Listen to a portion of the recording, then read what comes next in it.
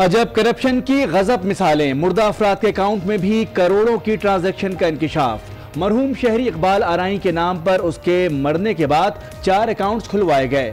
4 अरब 60 करोड़ रुपए की हेर फेर भी की गई।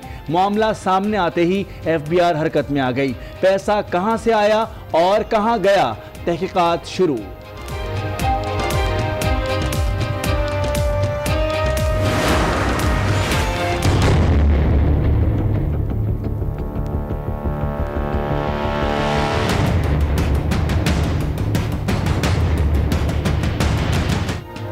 जाली अकाउंट से मनी लॉन्ड्रिंग का मामला कड़ियां मुल्क के कोने कोने में फैले होने का इंकशाफ। सियालकोट के गरीब शहरी के नाम पर भी मजीद 3 जाली अकाउंट निकल आए। सब के सब लाहौर में खोले गए। करोड़ों रुपए की ट्रांजैक्शंस हुई। मुतासरा शहरी की आला हुक्काम से मसले को फौरी हल करने की दुहाई।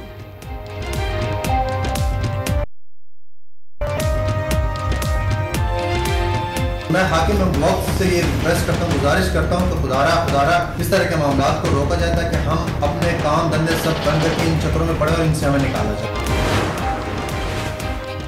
लोगों को कब्रों से निकाल कर ट्रायल करने का वक्त आ गया। गैर कानूनी सीमेंट फैक्ट्री के केस की समाअत के दौरान चीफ जस्टिस के रिमार्क्स। महकमा एंटी करप्शन पंजाब की इंक्वायरी रिपोर्ट अदालत में पेश। चीफ जस्टिस की जिम्मेदारों के खिलाफ कार्रवाई की हिदायत।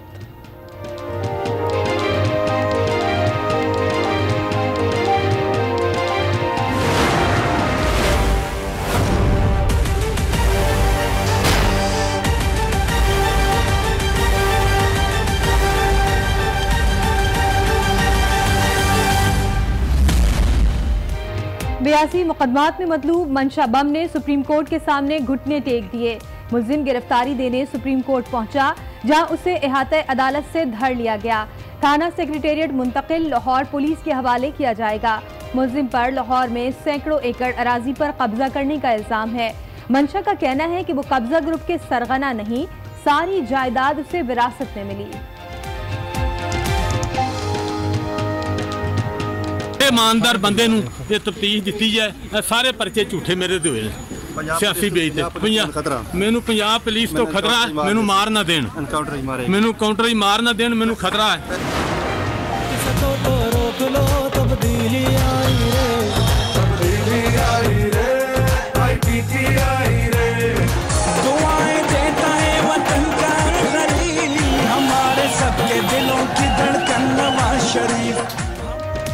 ज़िमनी इलेक्शन का दंगल। 15 नशिस्तें PTI के नाम। कौमी असेंबली की 4 और सूबाई की 11 सीटों पर मुखालफिन को पछाड़ दिया।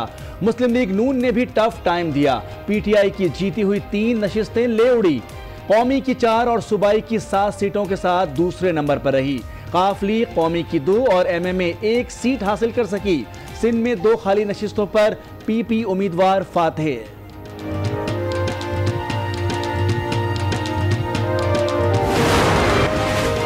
इंतखाबात में मुबैना धांधली का मामला। स्पीकर असद कैसर ने पार्लिमानी कमेटी के नामों की मंजूरी दे दी। कौमी असेंबली के 20 और सेनेट के 10 अरकान शामिल। कमेटी अपने TORs खुद तय करेगी। हमारी तवक्कुआत से बढ़ के कल फतह हमें दी। अवाम ने बाहर निकल कर अल्हम्दुलिल्लाह चौक दर चौक अपना वोट जो डाला है मुस्लिम लीग नून को, ये रिकॉर्ड की बात है। इंशाअल्लाह आगे अल्लाह के फजल करम से ये सारे हालात बदल जाएंगे। अवाम ने तवक्कुआत से बढ़कर नून लीग को फतह दिलाई। पार्टी क़यादत पर पाबंदियों के बावजूद अवाम ने मुस्लिम लीग नून पर एतमाद का इजहार किया। एहतसाब अदालत में पेशी के मौके पर नवाज शरीफ की मीडिया से गुफ्तगू।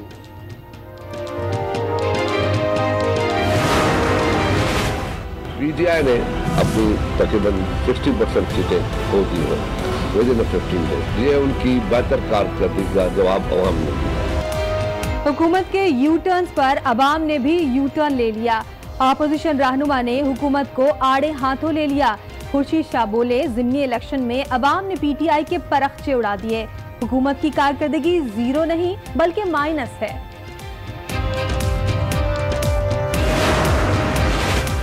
संगीन गद्दारी केस में साबिक सदर परवेज मुशर्रफ ने वीडियो बयान रिकॉर्ड कराने से इनकार कर दिया।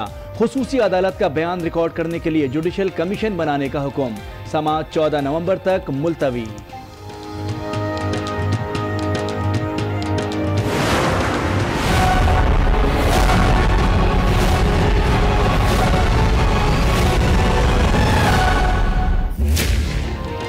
साबिक वजीर खजाना का खजाना पंजाब हुकूमत के हवाले।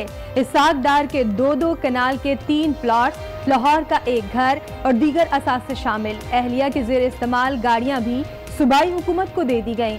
एहतिसाब अदालत ने आमदन से जायद असासाजात केस में इसाक डार की जायदाद की कुर्की का हुक्म दिया था।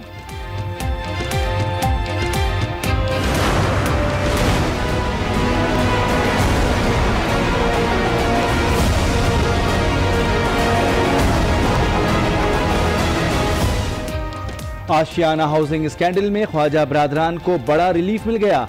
साद रफीक और सलमान रफीक की 5-5 लाख रुपए के एवज जमानत कबल गिरफ्तारी मंजूर। लाहौर हाईकोर्ट ने गिरफ्तारी से रोक दिया। नैब से जवाब तलब, समाअत 24 अक्टूबर तक मुलतवी।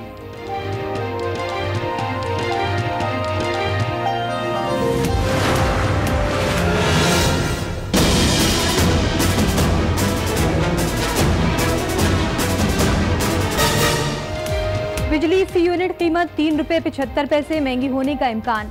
फैसले के लिए इख्तिसादी राबता कमेटी की बैठक कल लगेगी। सारिफीन से तकरीबन 400 अरब रुपए माहाना इजाफी वसूल किए जाएंगे।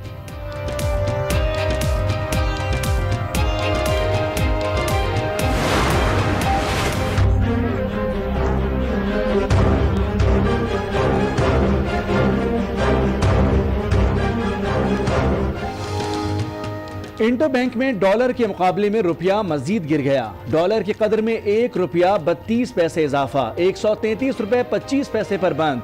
ओपन मार्केट में कीमत 1 रुपए 20 पैसे बढ़ गई। पाकिस्तान स्टॉक एक्सचेंज में शदीद मंदी के बाद रिकवरी। 100 इंडेक्स 750 पॉइंट्स कमी के बाद 36,767 पॉइंट्स पर बंद।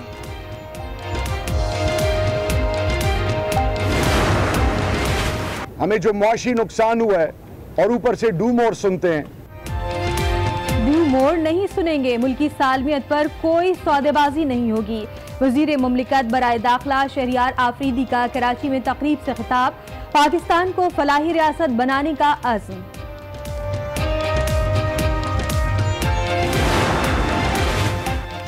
सिंध की सूबाई काबीना में तोसी, 4 नए वुज़रा ने हलफ उठा लिया। अब्दुल बारी पताफी, तैमूर तालपुर, अवेस कादिर, गुलाम मुर्तजा शामिल। सिंध काबीना में वुज़रा की तादाद 16 हो गई। कराची में जानलेवा वायरस फिर सर उठाने लगा। नॉर्थ नाज़माबाद के 20 साला नौजवान में कोंगो की तशखीस। उबैद को गुज़श्ता रात जिना अस्पताल लाया गया था। रबा बरस 17 केसेस रिपोर्ट।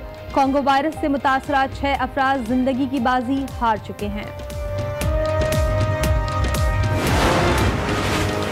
तुर्की में सहाफ़ी जमाल खाशखिजी के लापता होने पर सऊदी अरब पर आलमी दबाव बढ़ने लगा।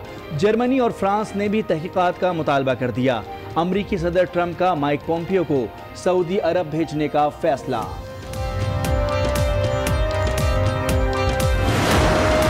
Mission Parvaz reporting from Dubai. Yes, we are in Dubai. और बड़ा ज़बरदस्त experience landing into Dubai international airport is unique experience. Fakhr Alam का काबिले फ़ख्र मिशन परवाज जारी। मिस्र के बाद दुबई पहुंच गए। कहते हैं दुबई इंटरनेशनल एयरपोर्ट पर लैंडिंग मुनफरिद और नाकाबिले फरामोश तजुर्बा था। फैमिली ने एयरपोर्ट पर फ़ख्र को सरप्राइज दिया।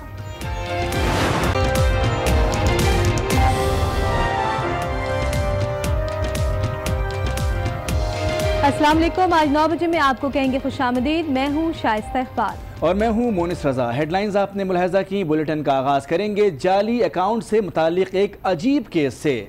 जीते जागते अफराद के बाद अब मुर्दा अफराद का भी जाली अकाउंट मंजर आम पर आ गया। कराची के इलाके शादमान के रिहायशी इकबाल आराई 9 मई 2014 में इंतकाल कर गए थे। उनके इंतकाल के कई माह बाद उनके नाम पर जाली अकाउंट्स बनाए गए। उनके अकाउंट्स के जरिए 4 अरब 60 करोड़ रुपए की ट्रांजैक्शंस भी की गई। मुतवफ़ी कराची सखी हसन कब्रिस्तान में सुपुर्द खाक हैं। ये पैसा उनके अकाउंट में कहां से आया और किसने डाला? FIA ने तहकीकात का आगाज कर दिया है।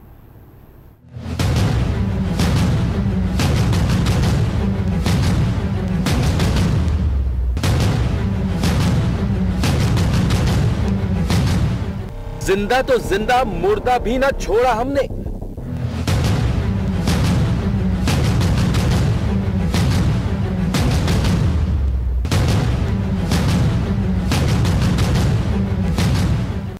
जी हाँ, ये बात बिल्कुल दुरुस्त बैठी इकबाल आराई नामी शख्स के इस केस पर, जो 4 साल कबल कराची में इंतकाल कर चुका था। उसके नाम पर जाली अकाउंट सामने आ गया। बिल्कुल 9 मई 2014 ये इकबाल आराई के इंतकाल की तारीख है, मगर इंतकाल के बाद उनके नाम पर 4 मुख्तलिफ बैंक्स में अकाउंट खोले गए और उन्हीं अकाउंट्स के जरिए 4 अरब 60 लाख रुपए की हेरफेर भी की गई। मामला सामने आते ही एफआईए हरकत में आई। पैसा कहां से आया और कहां गया, एफआईए ने तहकीकात शुरू कर दी।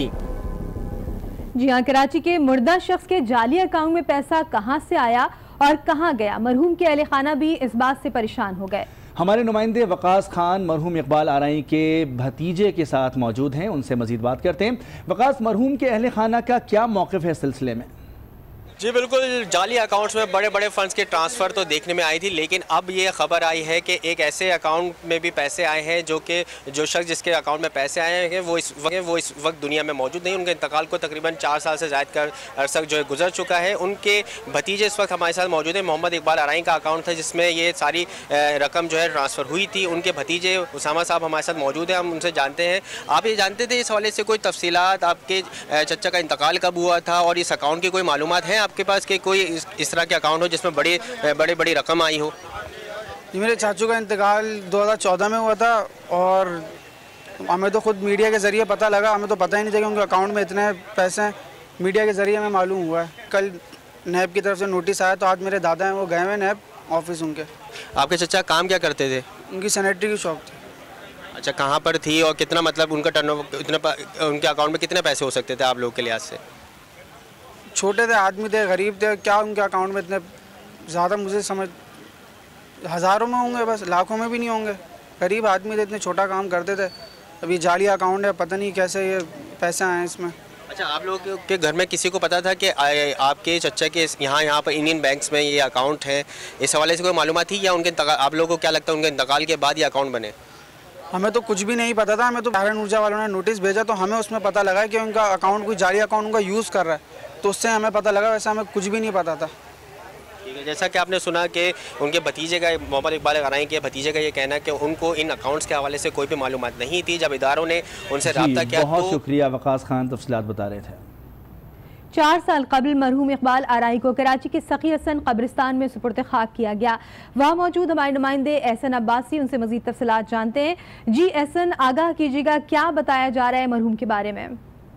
जी बिल्कुल, इस वक्त मैं सखी हसन कब्रिस्तान में मौजूद हूँ। जैसे कि इससे कबल हम इकबाल आराई जिनके मरने के बाद जो है वो अकाउंट से अरबों रुपए मालियत का इंकशाफ हुआ है, उस हवाले से उनके भांजे से भी हमारी बात हुई थी। तो उनकी कोई औलाद नहीं, एक ही बेवा थी जो हैदराबाद शिफ्ट हो गई थी और उसके बाद जो इत्तलात मौसूल हुई थी कि सखी हसन के कब्रिस्तान में उनको 2014 में मई के महीने में जो है वो सुपुर्द खाक किया गया था। तो यहाँ पर हम पहुँचे और उसके बाद जो डिटेल्स वगैरह मालूम की जो गोरकन से, तो पता चला कब्र का कि इकबाल आराई की कब्र जो है वो यहीं पर मौजूद है। और उस हवाले से तहकीकात जो कि सामने आई हैं उसमें यह है कि नैब की जानिब से जो है वो जो उनके दादा हैं, जो इकबाल आराई के जो वालिद थे, उनको तलब किया गया है, उनसे बयान जो है वो रिकॉर्ड कराया जा रहा है। जबकि यहाँ पर भी गोरकन और जो कब्रिस्तान की इंतज़ामिया है उसने इस बात की तस्दीक की है कि मई के महीने में 2014 में जो है वो इकबाल आराई के नाम की जो है वो यहाँ पर सखी हसन के कब्रिस्तान में तदफीन हुई थी। जी, और दूसरी जानिब सियालकोट के शहरी का एक और जाली अकाउंट निकल आया। मुतासरा शहरी मजाकर शाह का कहना है कि अब तक 3 बैंकों में अकाउंट मंजर आम पर आ गए हैं। शहरी बैंक और तफ्तीश में चक्कर पर चक्कर काटने पर मजबूर है।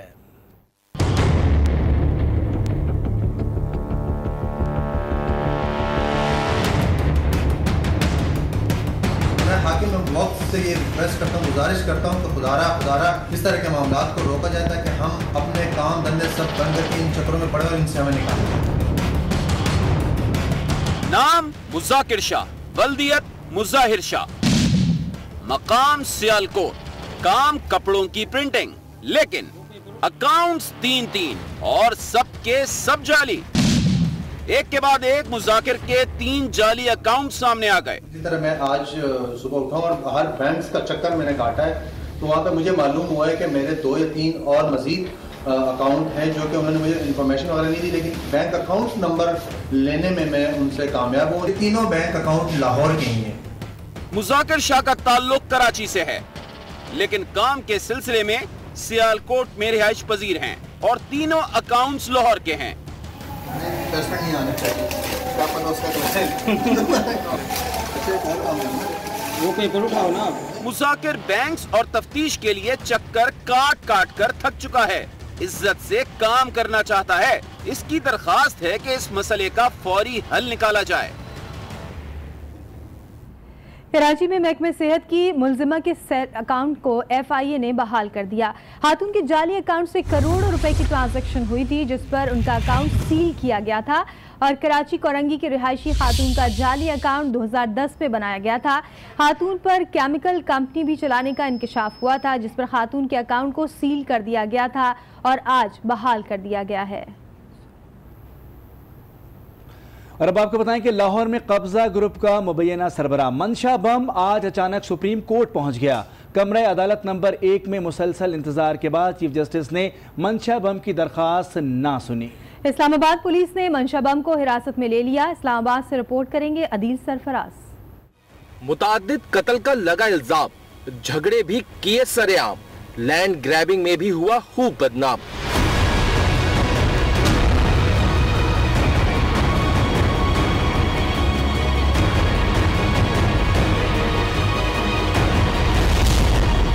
लेकिन जब चली कानून की लाठी तो मंशा बम को तस्लीम करना पड़ा अदालती फरमान।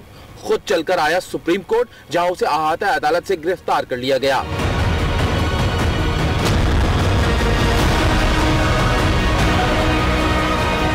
मंशा खोकर अलमारूफ मंशा बम का कहना है कि वो कब्जा ग्रुप नहीं है, बल्कि सारी जायदाद उसे विरासत में मिली है। सारे मौकफ पर पर्चे हुए ने, मैं कोई अपना इस तरह कोई मामला नहीं, मैं जो पता लगा मैं दौड़ गया। मंशा बम मुकला के हमरा चीफ जस्टिस के चेंबर पहुंचा और फिर चीफ जस्टिस के इंतजार में कमरा अदालत नंबर 1 में जा बैठा। ताहम 4 घंटे के इंतजार के बाद इस्लामाबाद पुलिस ने मंशा बम को गिरफ्तार कर लिया। मैनू पंजाब पुलिस तो खतरा है, मैनू मार ना देन। लाहौर पुलिस के हवाले करने से पहले मंशा बम को थाने सेक्रेटेरिएट मुंतकिल किया गया। जी हाँ, वांटेड क्रिमिनल्स कानून के शिकंजे में तो नहीं आते, चलते फिरते खुद अदालत पहुंच जाते हैं। पुलिस हिरासत में लेती है और फिर मुल्जिमान आसानी से छूट भी जाते हैं और जुर्म की ये दास्तान फिर किसी नए नाम के साथ सामने आ जाती है। तफसीलात इस रिपोर्ट में।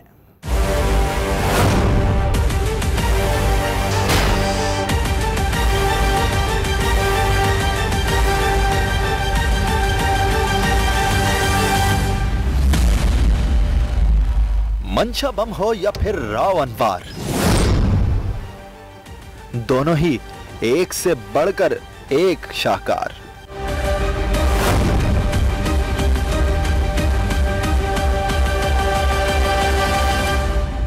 दोनों की एक ही दास्तान रही। पुलिस की जानिब से गिरफ्तारी कड़ा इम्तिहान रही। पुलिस ने छान मारा पूरा पाकिस्तान, लेकिन उन्हें जमीन खा गई या आसमान। पुलिस को कुछ समझ ना आया।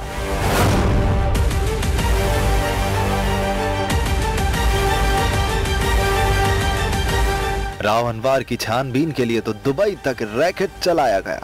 इसी तरह मंशा बम का बेटा पुलिस के सामने भी आया, लेकिन वो कहते हैं ना, हाथ तो आया पर मुंह न लगा।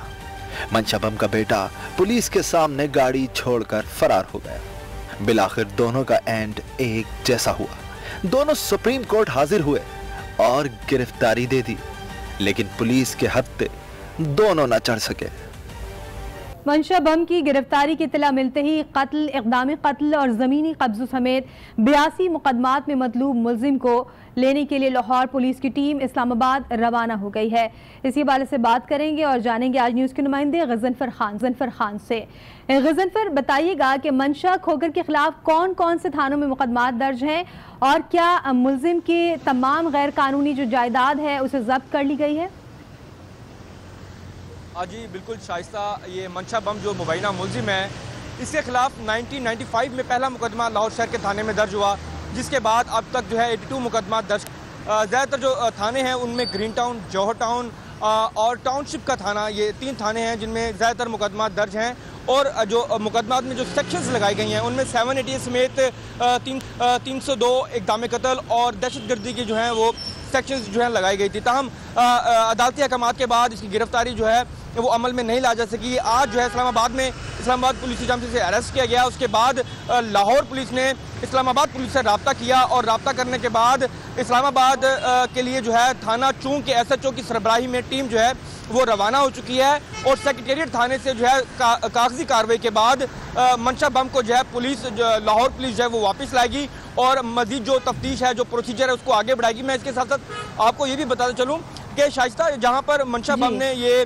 कब्जा किया हुआ था वो जोहर टाउन में PIA रोड है और 27.5 कैनाल की जो अराजी है उस पर कई सालों से कब्जा किया हुआ था, जिसको वागुजार करवा लिया गया है और उस पर कमर्शियल दुकानों के साथ साथ दीगर जो है मकानात भी बनाए गए थे। जी बहुत शुक्रिया गजनफर खान आपका। और अब आपको बताएं कि ख्वाजा बरादरान को बड़ा रिलीफ मिल गया। लाहौर हाई कोर्ट ने नैब को ख्वाजा साद रफ़ीक और सलमान रफ़ीक की गिरफ्तारी से रोक दिया है। जस्टिस बाकर नशफी ने दोनों लीगी रहनुमाओं की 5-5 लाख रुपए के एवज जमानत कबल गिरफ्तारी मंजूर करते हुए अगली समाअत पर नैब से जवाब तलब कर दिया है। केस की समाअत की भी तारीख दी गई है। ख्वाजा बरादरान को बड़ा रिलीफ मिल गया है। लाहौर हाई कोर्ट ने नैब को ख्वाजा साद रफ़ीक और सलमान रफ़ीक की गिरफ्तारी से रोक दिया गया है। केस की अगली समाअत 24 अक्टूबर को होगी। अब वक्त आ गया है कि लोगों को कब्रों से निकालकर ट्रायल किए जाएं। चीफ जस्टिस साकिब निसार ने वाज़ेह कर दिया। गैर कानूनी सीमेंट फैक्ट्रियों के केस में महकमा एंटी करप्शन पंजाब ने इंक्वायरी रिपोर्ट अदालत में पेश की, जिस पर चीफ जस्टिस ने रिमार्क्स दिए कि नैब पर पहले ही काफी बोझ है। महकमा एंटी करप्शन नामजद अफराद के खिलाफ कार्रवाई करे। अब वक्त आ गया है जब लोगों को कब्रों से निकाल कर ट्रायल किए जाएं। मेरी रिटायरमेंट के बाद खाते बंद नहीं होंगे। अदालत ने एंटी करप्शन एस्टैब्लिशमेंट को कार्रवाई की हिदायत करते हुए मामला निपटा दिया। अवाम ने नए पाकिस्तान पर एतमाद का इजहार कर दिया। ज़िमनी इंतखाब में कौमी और सूबाई असम्बली की 15 सीटों पर मुखालफीन को पछाड़ दिया। मुस्लिम लीग नून 11 सीटों के साथ दूसरे नंबर पर आई।